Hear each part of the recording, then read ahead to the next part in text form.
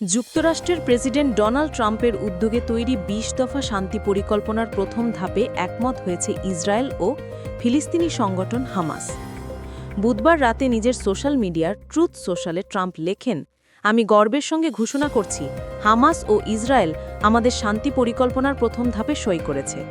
শিগগিরই সব জিম্মি মুক্তি পাবে, আর ইসরায়েল তাদের সেনাদের নির্ধারিত সীমানায় ফিরিয়ে নেবে।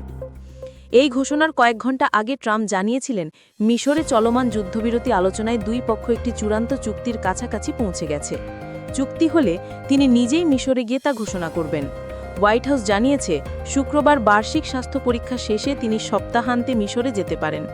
চুক্তিতে সম্মতির পর ইসরায়েলের প্রধানমন্ত্রী বেনিয়ামিন নেতানিয়াহু ট্রাম্পকে টেলিফোন করে ধন্যবাদ জানান এবং এটিকে ইসরায়েলের জন্য দারুণ দিন বলে অভিহিত করেন। আজ বৃহস্পতিবার দেশটির মন্ত্রিসভা পরিকল্পনা অনুমোদন দিতে পারে। পাশাপাশি নেতানিয়াহু ট্রাম্পকে নেসেটে ভাষণ দেবার আমন্ত্রণ জানিয়েছেন। ট্রাম্পের ২০ দফা পরিকল্পনার প্রথম ধাপে গাজায় যুদ্ধবিরতি, হামাসের হাতে থাকা ৪৮ জন জিম্মির মুক্তি এবং এর বিনিময়ে ইসরায়েলের কারাগারে থাকা ফিলিস্তিনি বন্দীদের মুক্তি অন্তর্ভুক্ত আছে। শান্তি আলোচনার এই নতুন অগ্রগতি মধ্যপ্রাচ্যে দীর্ঘদিনের রক্তক্ষয়ী সংঘাত থামাতে পারে কিনা, এখন সেই প্রশ্নই সামনে আসছে।